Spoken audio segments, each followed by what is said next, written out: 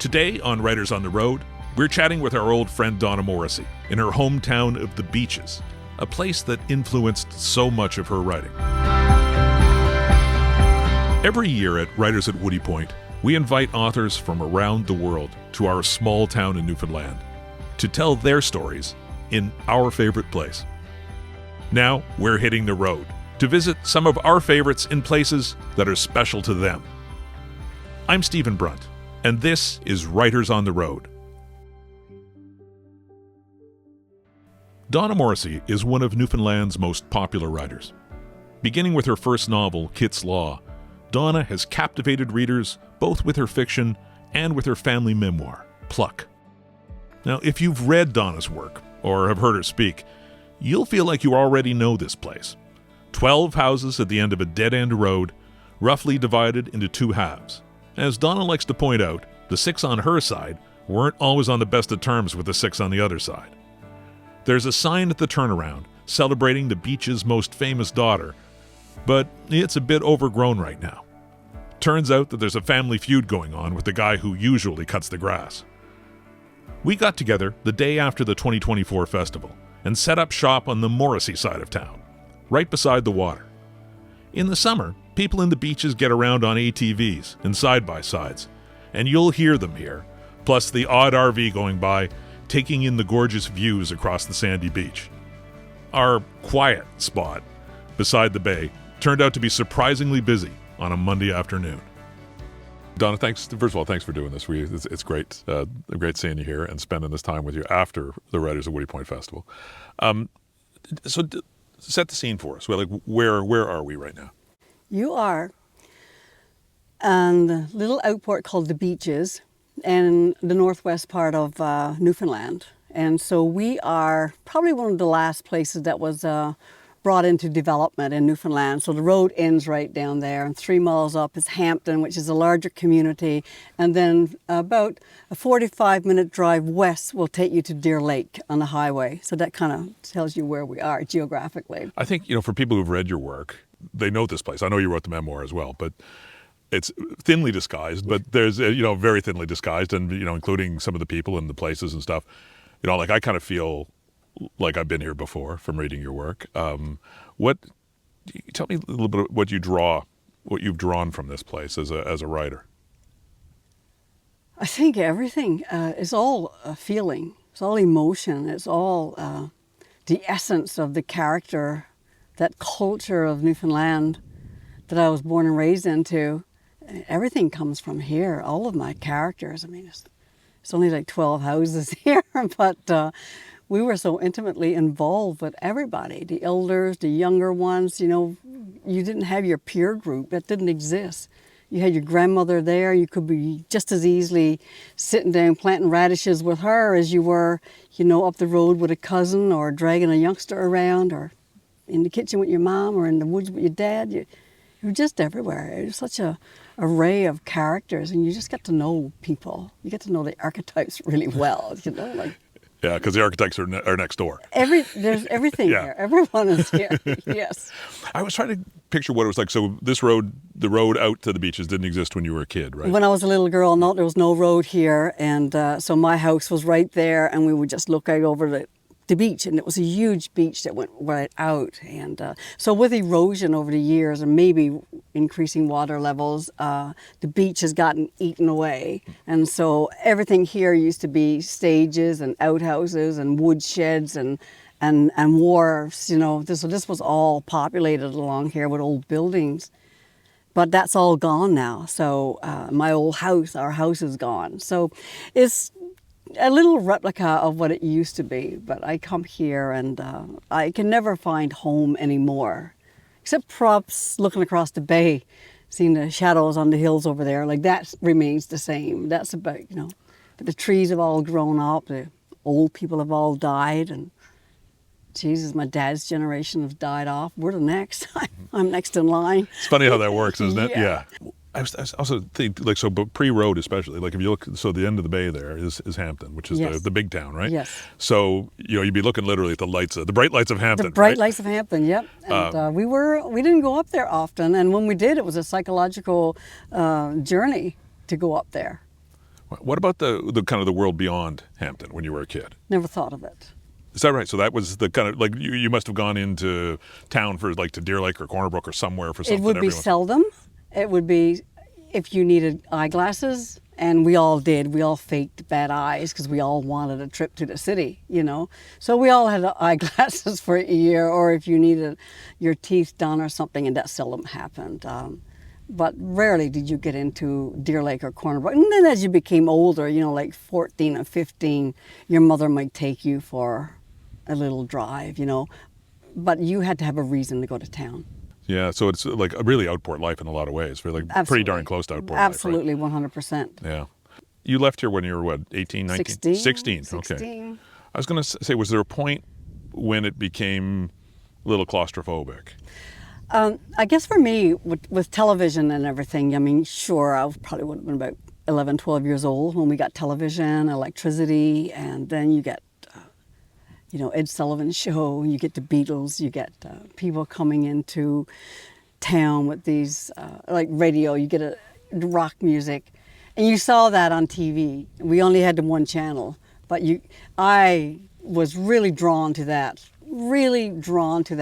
And then, you know, like the town of Hampton got a little more modern, so you have jukebox up there with Creedence Clearwater and the Doors and all. I mean, I don't know, we're just drawn to music of our own group, our own peers, and so I just loved all of that, and I couldn't wait to get at it, to get out there. And I wanted to smoke a joint, man. I wanted to be cool.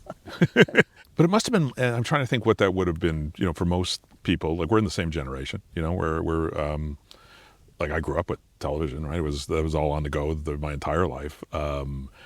You know, and it certainly expanded the universe of what was available to you, certainly expanded, but to have had that kind of happen, like the switch go on when you were conscious and say, whoa, yeah, there's a whole lot of stuff out there. Yes. Again, the key word is conscious, and I didn't have that much consciousness going into it. All I knew was that I was 16, I flunked out of grade 11, and my mother was looking at me. She's like, well, what are you going to do now? You know, she gave me a luggage set for Christmas, and that was a big hint. And my mom was kind of educated. She had grade 10, which was a high grade to have here back then. And so she knew of a bigger world, and she knew of bigger things, and she wanted me to go out there because she knew I was smart, you know, just because I was flunking out in school.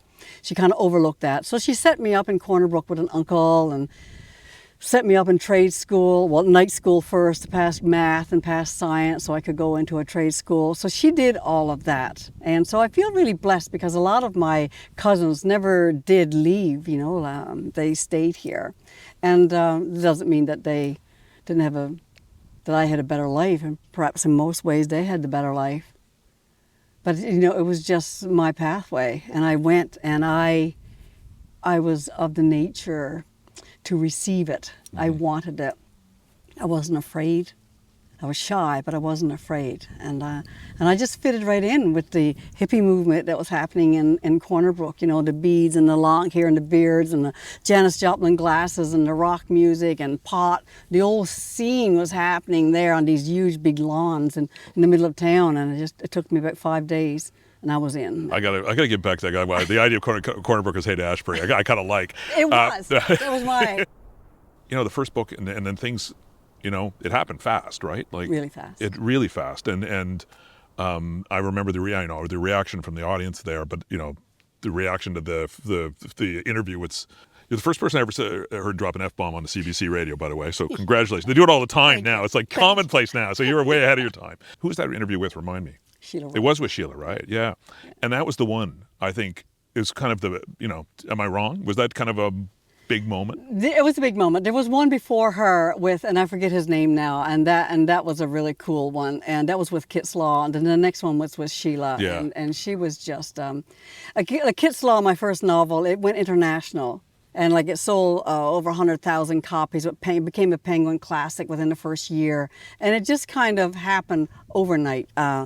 Up to that point, I hadn't written anything, nothing, not even a short story, you know, and my mom had just died, cancer, and I was sitting beside her while I was writing the book, and she would be telling me things, you know, about growing up, and I would ask her certain questions. Why did you do this when you were, cleaning the turs? And she would say things like, "Oh, so you don't break the skin and seep the oil from the meat." And I would just, work that into and so it was like me and Mom together, and it was our own little world. My family, my dad, we were in our own little world. And then Mommy passed on a Sunday, and Penguin called on a Monday with the contract.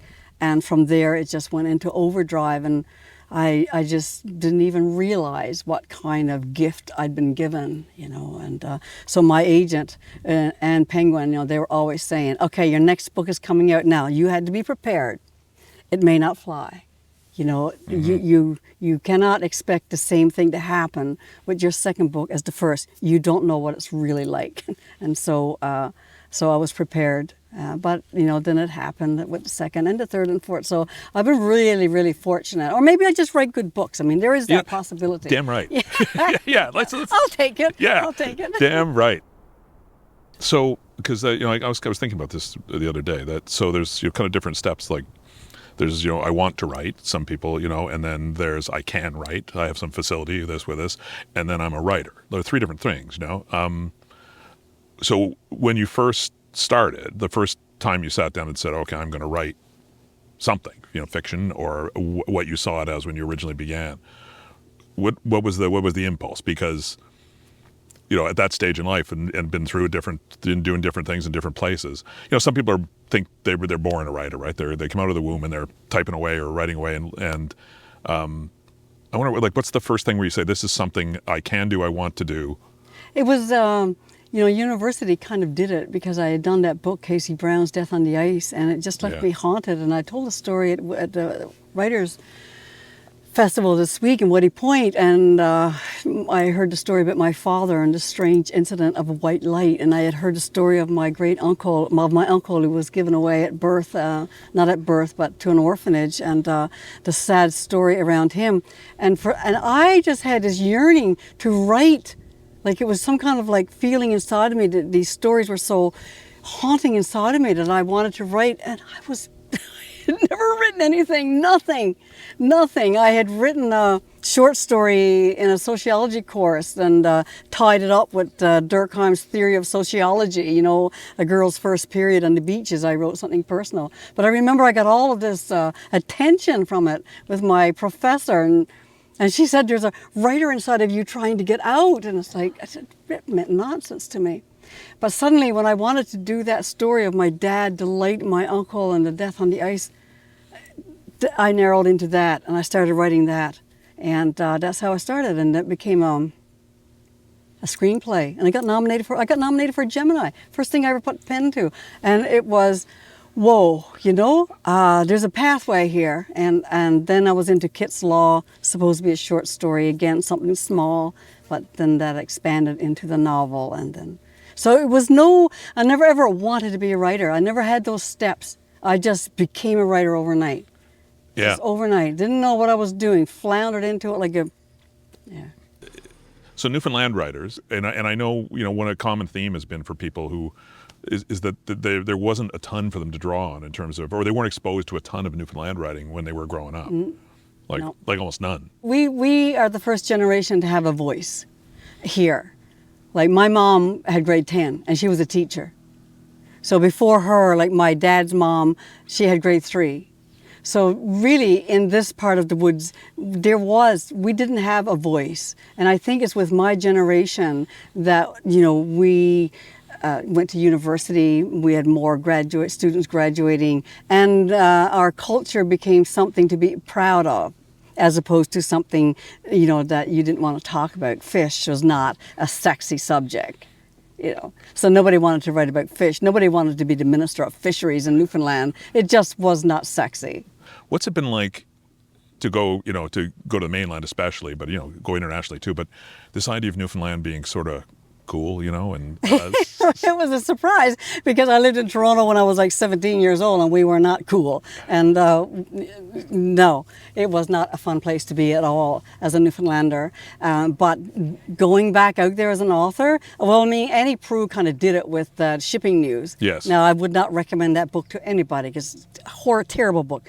But she brought us to the forefront, and then Wayne Johnson came out with the colony, with his colony of Unrequited Dreams, and then I think there was Kit's Law, and and we just. I gotta. I'm gonna say anybody you know. Oh, absolutely, I do know them, and and so suddenly we were looked upon, and we were became Canada's almost like sweethearts, little cousin down there. They kind of liked us, and they loved our books, and they just opened up and they received us, and we thank God, and I feel that we have a lot to offer. We offer a lot. So you worked in through several books in fiction, but you did write memoir. You wrote about your mom. Tell me a little bit about that's like there are biographical elements in your books, in your fiction, especially in terms of place, and but actually turning to memoir. Why did you want to do it then, and how was that? What was it like for you? How different was it? I think that we've suffered tragedies in my family. Yeah, quite a few actually, and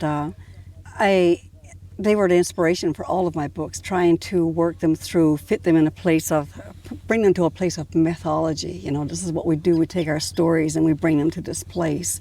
And after 6 or 7 or 8 books, I still hadn't really told the story of my mother, and I hadn't told the story of my brother or my illness. I could never get a character to carry that black hole I was in. I mean, not even a character would carry it. I couldn't entice a friggin' fictitious person to carry that.